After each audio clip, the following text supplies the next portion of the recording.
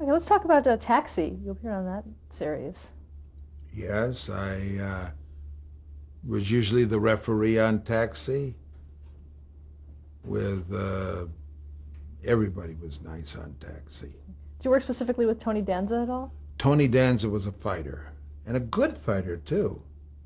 And we did a lot of shows, and they all were he boxed were comedy one way or the other. And the star of the show gave me a big jar full of candy.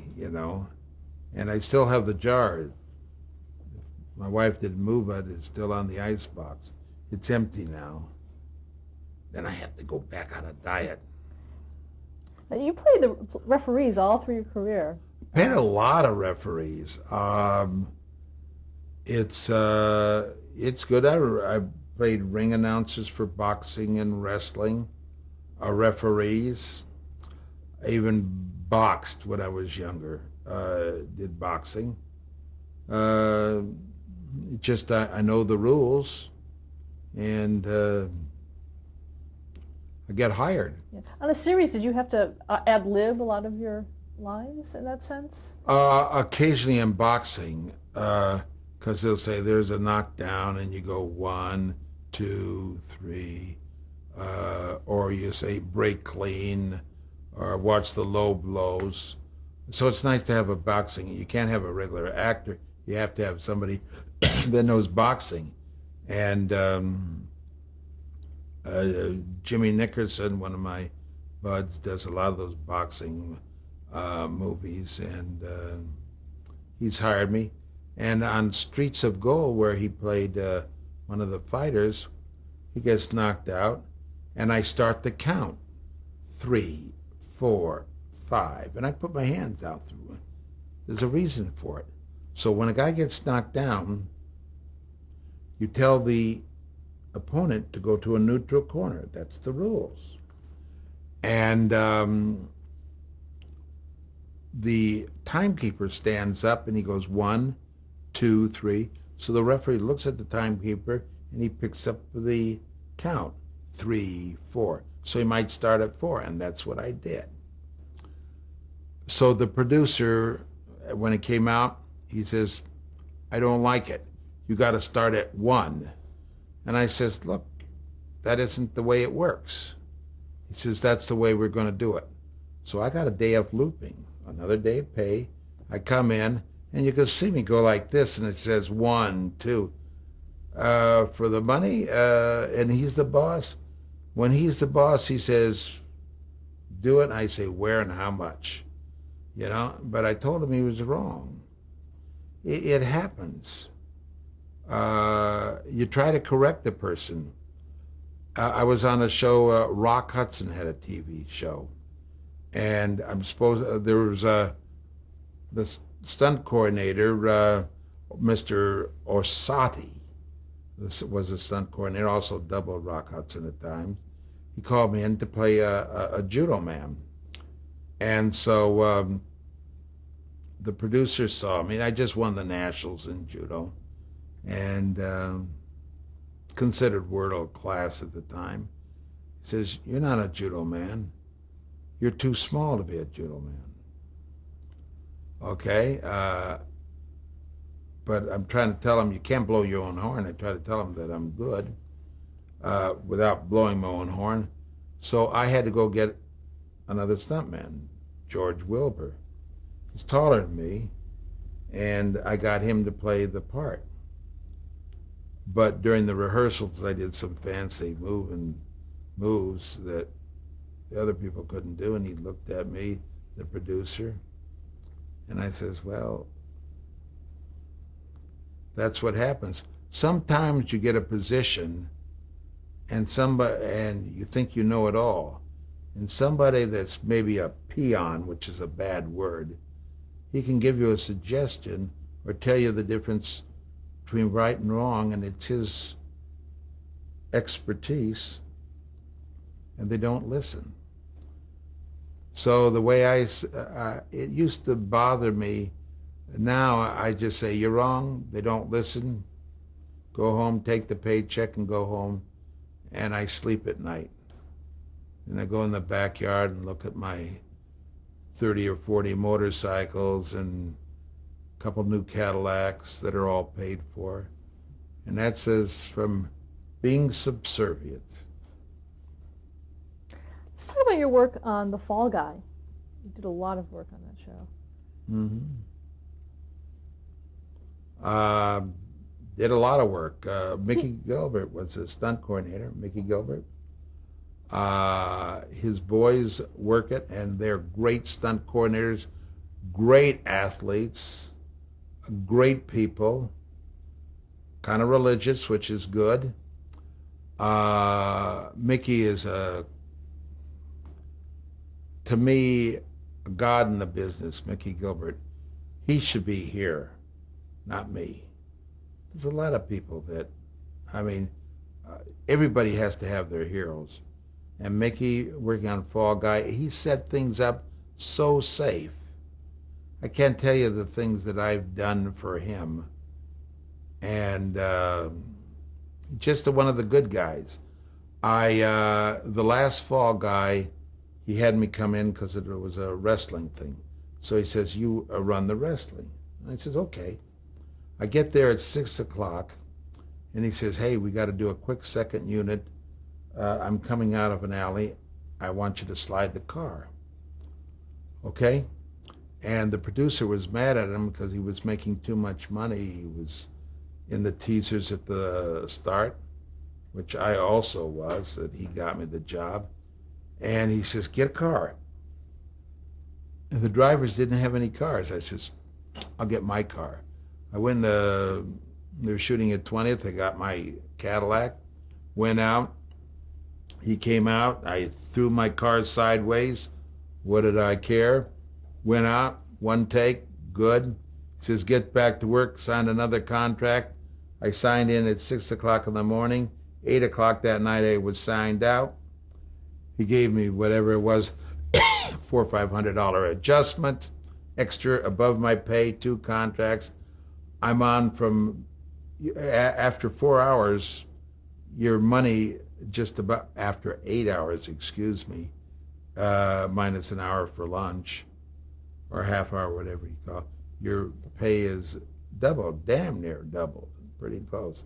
So I had a pretty good day there, and that's all because the producer wouldn't listen to Mickey Gilbert and gave him a rough time. He says, I'll get him. And that's, shouldn't say that, but that's behind the scenes stuff. What other stunts did you do on The Fall Guy? Remember? Car stuff, car jumps, motorcycle stuff, car rollovers, wheelies, jump into lakes, played villains, different makeup, different personalities.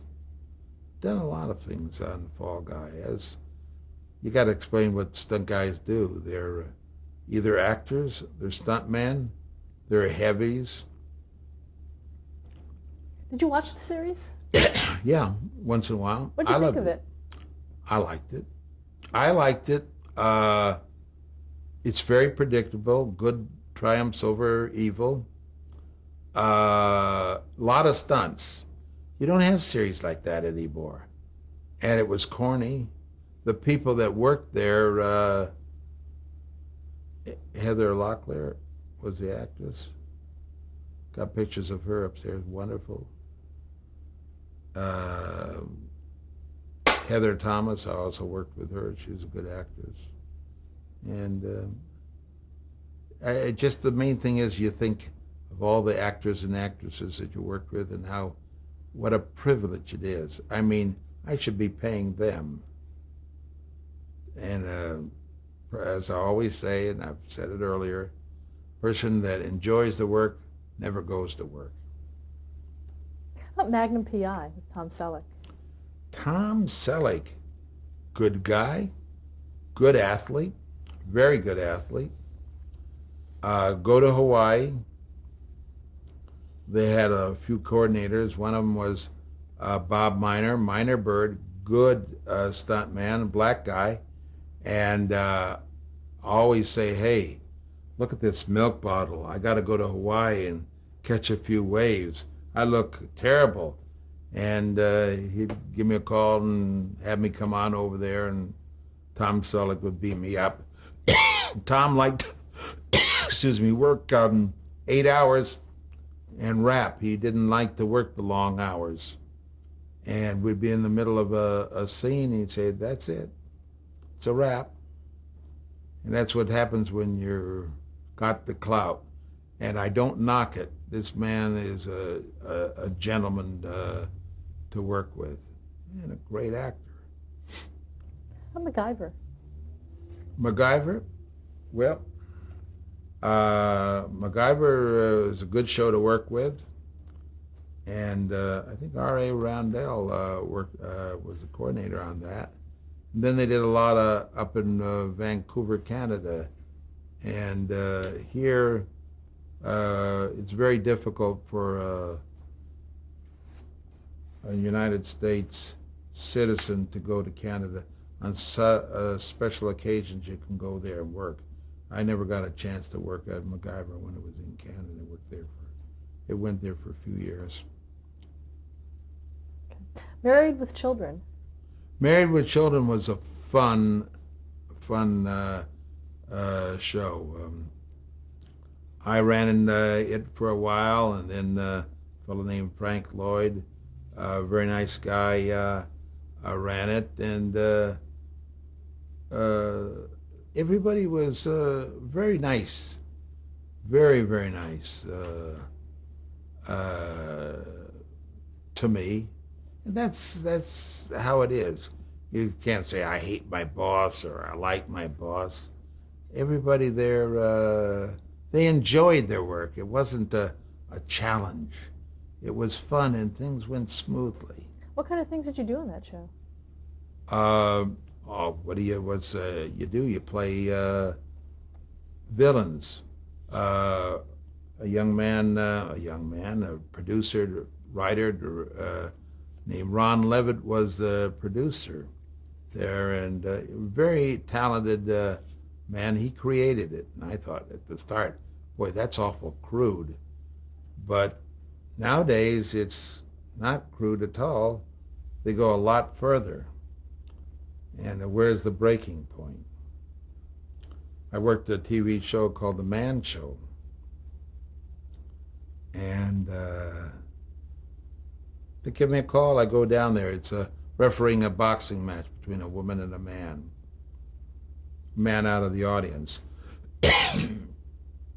And I get there, and I saw skimpy women and off-color jokes.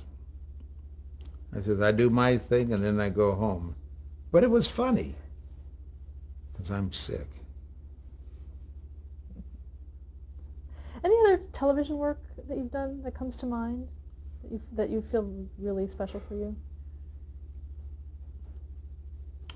Anytime I enjoy work, I'll never retire.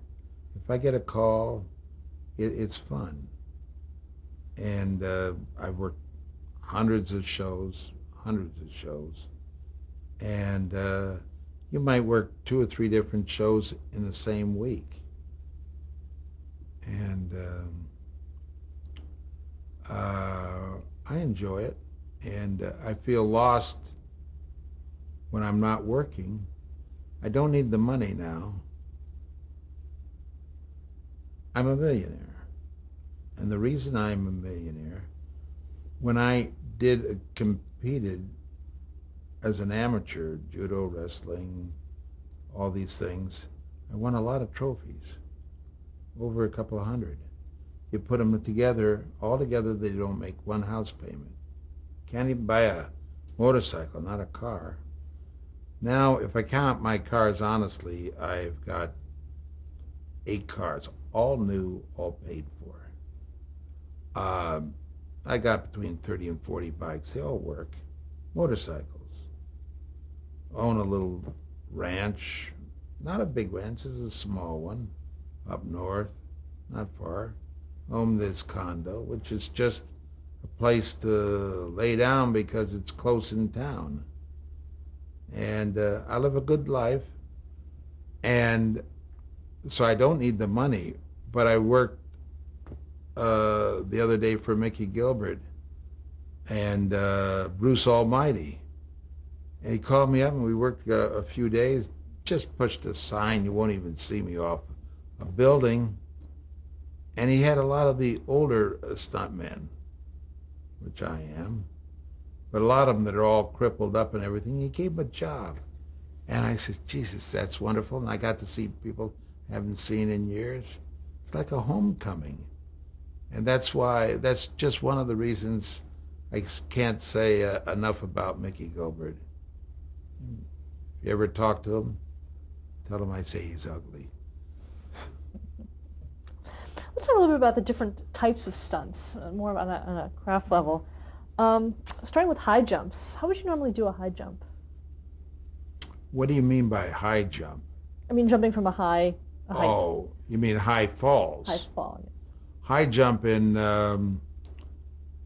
school is you put a board up and see how high you can jump.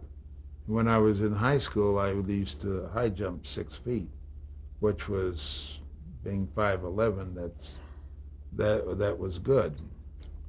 Helped me, when I was a cat burglar, jumping out of windows, being so agile. You believe that? You're laughing. Falls, when I used to start falls, high falls, and I learned a lot of this from a circus man who's in the Stunt Association, Bob Yerkes. Has a circus, he's got a trapeze in his backyard, a high fall pattern, and I practiced a lot there. We used to practice on cardboard boxes. But now they have airbags. You go a lot higher. You can go 300 feet, and it's, boxes, you can, they just don't give the give. But what they do is they take a box and you fold it up, and when you land on it, the air gives out, and it has a certain amount of give, and you can do 30, 40 feet falls, and if you land right, you don't get hurt. That's the main thing, in case they have take two. But in an airbag, they're pumped up with a motor, and it pushes air in it. Then they have a second airbag usually in between. So when you hit the first, it goes down and hits the second. And being fat, when they first came out, I bottomed out a couple of times. Didn't get hurt, but I landed. And they're dangerous. They look and say, that's fun. But I saw one of the stuntmen, A.J. Bakunis, go through one in 300 foot and got killed. So if anybody watches this, don't practice these stunts at home. They're dangerous and you can get killed. Stunt driving. Stunt driving is fun. Front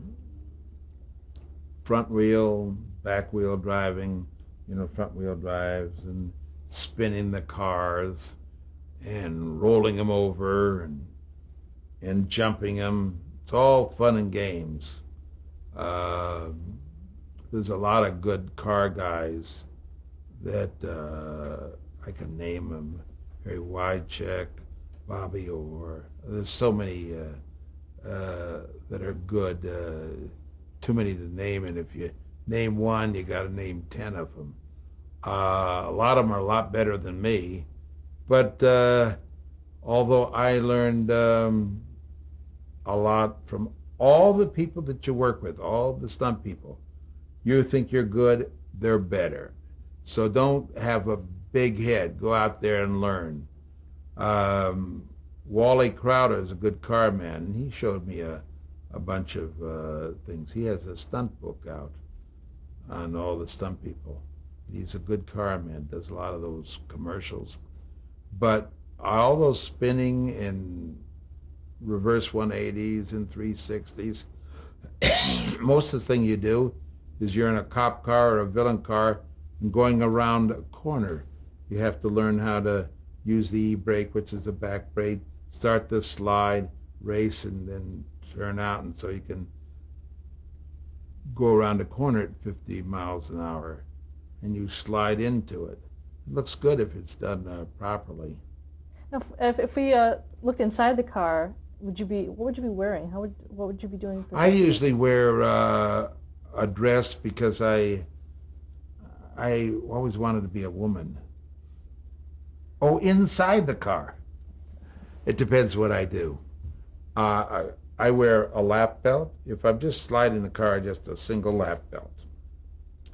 If I'm going to crash the car, I wear like a catcher's outfit for the knees, because man, it's easy to go through the dashboard with your knees. If I'm going to roll a car, I used to wear 5 points. Now they have 7 points tied down. If you're going to do a big rollover, you take your helmet and you run I do. Everybody does things different. I run a cord from one shoulder to the neck so the head doesn't go like this. And you got to really tie yourself down so there isn't that much movement. And your neck will stretch. On a show, a friend of mine, Mike Tillman was his name, he had to roll a car, knocked him out, and his helmet was smashed. And he was all tied down and said, how did it get smashed? It was smashed on top. Well, spider web. And I says, he hit his head. And he says, it's that far from the roof. And they went to check his belts, and I says, no, they're tight. He's stretched. And the momentum would stretch his head, and that's what happened. Stretched his neck and knocked him into La La Land. And he was in a bad way for a long time. Now, when you do a crash, do you keep the airbags on, or do you disable them in a regular car? Oh, in a regular car, no. I'm used to doing them without an airbag. In fact, I went over a ledge once, and I didn't know the airbag was in there. And I have to go down a steep, rocky embankment. Hit a bump, the airbag came up and blinded me. I couldn't see. And when I hit a rock or a stone or a boulder, and when I came to the bottom, I was sideways. And I couldn't tell where I was because of the bumps, if I was sideways or forward. You know, sometimes you're underwater, you don't know if you're right side up or left side down. Anyway, the thing blew up in my face and blinded me, but a lot of people get hurt by airbags. In fact, they say kids sit in the back seat. But I was in an accident. Some lady went through a signal here and hit me head on. And I was like stopped. It hit me, the airbag went off, but it didn't even touch me. It was that far from me. Maybe my seat was back too far, but it missed me and I could see over it. It's trivia. Car work is dangerous. Pratfalls. Pratfalls, you mean just falling on the floor? That's usually done in stage work. It's tough for women because women are usually wearing dresses and they can't wear knee and elbows. I've got a tape, a stretch tape that I tell the women to wear, and you can hardly tell it's on. At least it stops you from getting those burns or splinters. But it's going to hurt you.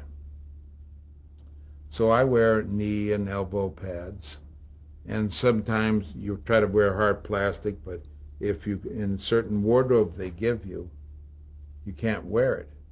And once in a while, I talk to the wardrobe people, and they want to give you, well, it's summertime, so they want to give you something like this. And I says, well, I wear long sleeves in the summer. Blah, blah, blah, blah, blah. But actually, I'm trying to put a pad on. And so if I can talk to the wardrobe people, I want to adjust to where that is, you know, so I can wear the proper gear. But stair falls. Stair falls are interesting. I've done a lot of them. I did one in Texas for Mickey Gilbert, and I'm supposed to have this cat. And I do the stair fall with the cat in my hand. It's a great shot. And I go down lickety-split, and I'm supposed to hold him so the cat doesn't get killed. Looks like a real cat, but it wasn't. So I'm coming down, and I'm trying to get momentum. Now, if you go slow on a stair fall, you hit every bump. The faster you go, it's like skimming the water. You throw a rock in the ocean, if there's waves, it'll stop. If it's smooth, it'll skim along. Making myself clear? Okay. Same thing with stair falls. When I go, I go. And I just hit the top of it down. So the first time I go down, I take the slats out near the bottom, about a half a dozen slats. And I bounce around, and I said, boy, this is terrific. Well, we got to do it again, because you aren't supposed to ruin the house. So I had to do it again without hitting the slats. And I did it, and we got paid twice for the stunts, and that's it. Usually you get extra as a stuntman for doing a gag, but if you mess up, you don't get extra. You come in on your basic, and every year it goes up 3.5%. I started off at $55. Now it's $668 as a stuntman. Then you get an adjustment for rolling a car, 3,000 or 4,000, or a high fall, 200 or 300, 400, 500. It all adds up to your basic pay and your residuals. What about a fist fight? What about a fist fight? Are you you want to knock this off? You want to fight me? Just a fist fight? With or without gloves? Without. That's what most of your stunts are. 4 out of 5 things is a fist fight. The bad guy comes up and he hits him. And there's a way of hitting. They have to be hits. In other words, you're looking at a camera. It's not 3D. It doesn't have 2 eyes. Okay? So if I'm going to do a hit, I'm far away and I go like this, boom, it looks like I hit. Now, I missed, okay, but it looks like a hit. Now, if I come here like this, you can see it's a miss. So if I'm going to throw a punch, there's imaginary string between my chin and the camera. And the punch has to break that string, okay? Now, if I'm way down here and the camera's down here, like this,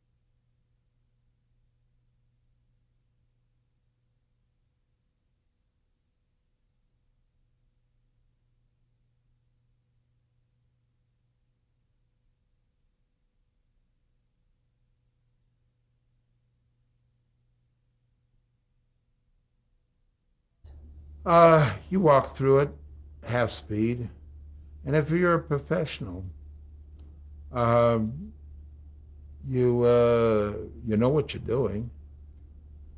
Um, I can hit a guy and not hurt him, but I'll make it look like a hit, and that's